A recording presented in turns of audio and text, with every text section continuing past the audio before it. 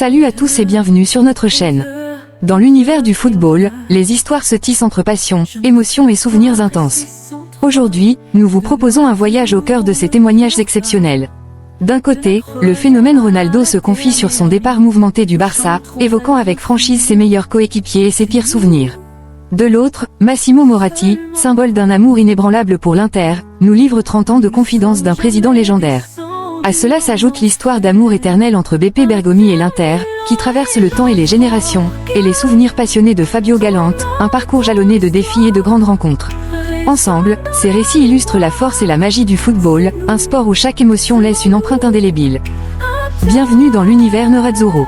Ronaldo se confie, son départ mouvementé du Barça, ses meilleurs coéquipiers et ses pires souvenirs.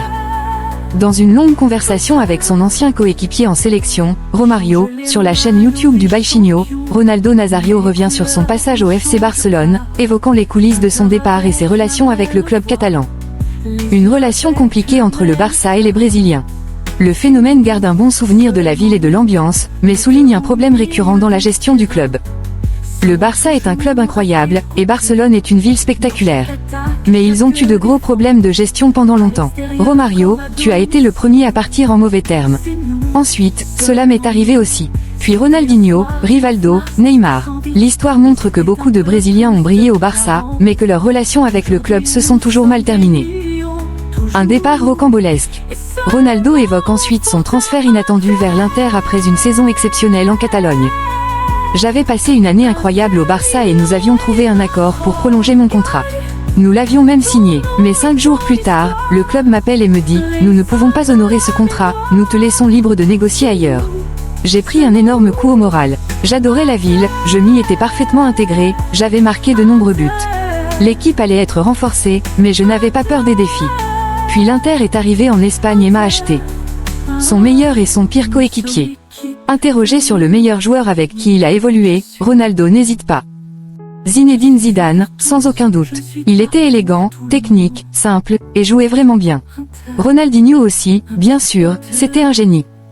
À l'inverse, il cite un coéquipier du Real Madrid qui, selon lui, n'avait pas le niveau. Le pire, il y en a eu plusieurs. Mais au Real Madrid, il y avait une vraie blague, Thomas Gravesen. C'était un milieu de terrain danois qui passait son temps à frapper ses adversaires. Pourtant, c'était un bon gars. D'ailleurs, il a récemment gagné un tournoi de poker à 50 millions de dollars. Mais au football, ce n'était vraiment pas ça. Héctor Cooper, l'entraîneur qu'il a le plus détesté. Enfin, lorsqu'il s'agit de désigner son pire entraîneur, Ronaldo n'a aucun doute. Héctor Cooper, c'est lui qui a causé mon départ de l'Inter. Ces déclarations témoignent du parcours tumultueux du phénomène, marqué par des hausses inoubliables et des conflits qui ont précipité certains de ses départs. Malgré tout, Ronaldo reste l'un des joueurs les plus emblématiques de l'histoire du football. Massimo Moratti, 30 ans d'amour pour l'Inter, confidence d'un président légendaire. 30 ans après l'acquisition de l'Inter, Massimo Moratti se livre dans un entretien exclusif à la Gazzetta dello Sport, où il revient sur son amour inconditionnel pour le club, les moments marquants de sa présidence et son regard sur l'Inter d'aujourd'hui. Un amour de tifoso avant tout. Moratti ne cache pas que son rachat de l'Inter, en 1995, était avant tout un acte de passion. C'était une simple question d'amour et de tifoso. Mon premier match en tant que président s'est bien passé, une victoire 1-0 à Brescia, ce qui était important car cela faisait un moment que l'équipe ne gagnait plus. Un amour qui a traversé les hauts et les bas, avec des moments de frustration, notamment en Coupe d'Europe. La déception de l'élimination en Ligue des Champions 2009.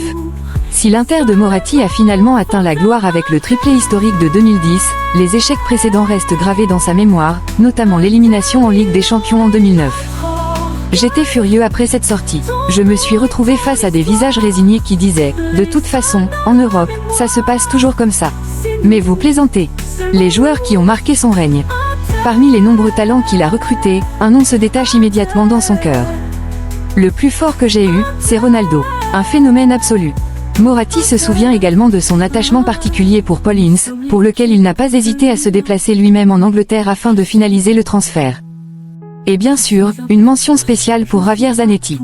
L'autre joueur auquel j'ai été particulièrement attaché, c'est Zanetti, et pas seulement pour sa longue carrière. Il est arrivé en même temps que Rambert, qui était censé être la star du duo. Mais au final, c'était bien Zanetti la vraie perle. Son regard sur l'Inter actuel. Même s'il ne se rend plus aussi souvent au stade, Moratti suit toujours les performances de son club de cœur. San Siro, j'y vais parfois, sinon je regarde l'Inter depuis mon fauteuil. Inzaghi a réussi à allier beau jeu et résultat, ce qui est une chose très difficile.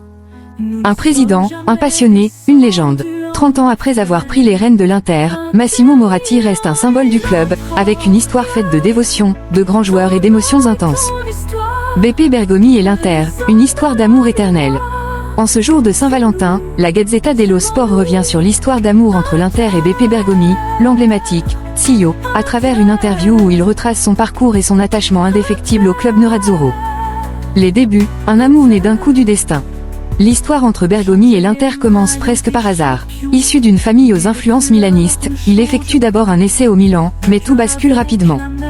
Mon père et mon oncle tenaient une station-service et un garage de location de voitures.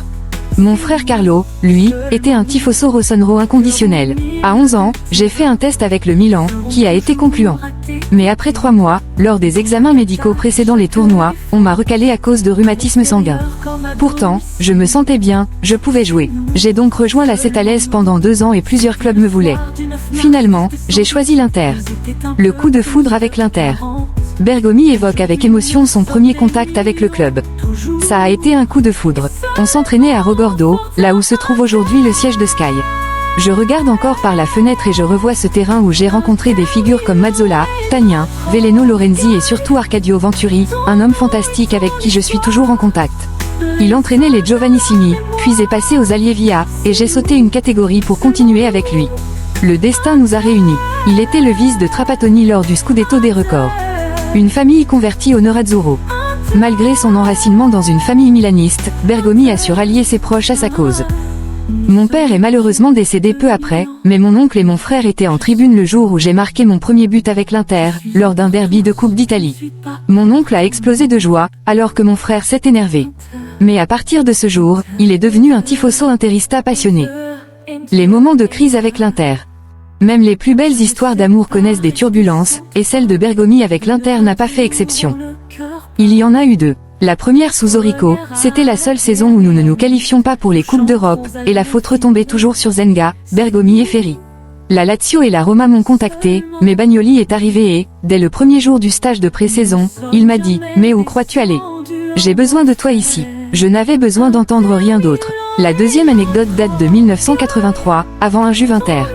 Trapattoni me croise et me demande « Tu viendrais chez nous ?» Je lui réponds « Mais je suis très bien ici ». Il sourit et me dit « Bravo, tu as raison ». L'Inter et le tifo, un amour qui stresse avec l'âge. Alors que l'Inter s'apprête à affronter la Juventus, Bergomi avoue que son attachement au club devient plus stressant avec le temps. Plus on vieillit, plus le tifo devient stressant. Les critiques sur les réseaux sociaux. Malgré son histoire avec l'Inter, certains supporters l'accusent parfois d'être milaniste ou juventino lorsqu'il commente les matchs. Mais l'ancien capitaine préfère relativiser. Ambrosini, Costa Curta et d'autres ont le même problème avec les « lions du clavier ». Mais on apprend à passer au-dessus. Ce qui compte, ce sont les retours des gens respectables et la reconnaissance de ton entreprise pour ta loyauté, ton objectivité et ton professionnalisme. Beppe Bergomi et l'Inter, c'est une histoire d'amour faite de passion, de fidélité et de respect mutuel. Un lien indéfectible qui traverse les générations et les épreuves, à l'image des plus grandes légendes du football. Fabio Galante, souvenir d'une carrière entre passion, défis et grandes rencontres. Fabio Galante, ancien défenseur passé par l'Inter, s'est livré dans une longue interview à la Gazzetta dello Sport, évoquant son parcours, ses références et les grandes figures du football qu'il a côtoyées. Retour sur les moments marquants d'un joueur qui, sans être un Cannavaro ou un Maldini, a su marquer son époque. Un parcours riche et des expériences inoubliables. Lorsqu'on lui demande où il a été le meilleur, Galante répond avec une humilité teintée de fierté. Dans toutes les équipes où j'ai joué, j'ai toujours donné le maximum selon les circonstances. Je reste encore aujourd'hui le joueur le plus cher de la série C, Empoli m'a vendu au Genoa pour 3 milliards de lire. Ensuite, j'ai remporté l'Euro U21 avec le Genoa avant d'être vendu à l'Inter pour 9 milliards plus Centofanti. À Milan, j'ai côtoyé les plus grands et gagné en Europe. À Turin, on ressentait le poids de l'histoire, et à Livourne, j'ai connu une seconde jeunesse. Partout, on m'a apprécié et on me le fait encore remarquer aujourd'hui. C'est une grande fierté, même si je n'ai jamais été un Cannavaro ou un Maldini. Des mentors inoubliables. Galante ne manque pas de souligner l'importance des figures qui l'ont aidé à grandir dans le football. Au Genoa, Signorini, Tacconi et Ruotolo ont été des points de référence. À l'Inter, c'est Bergomi qui m'a pris sous son aile. C'est exactement ce que je souhaite aux jeunes joueurs, avoir à leur côté un tel mentor qui les aide à grandir dans tous les domaines. Face à une génération dorée de défenseurs et d'attaquants, l'ancien défenseur a évolué dans une époque où l'Italie regorgeait de talents défensifs et offensifs.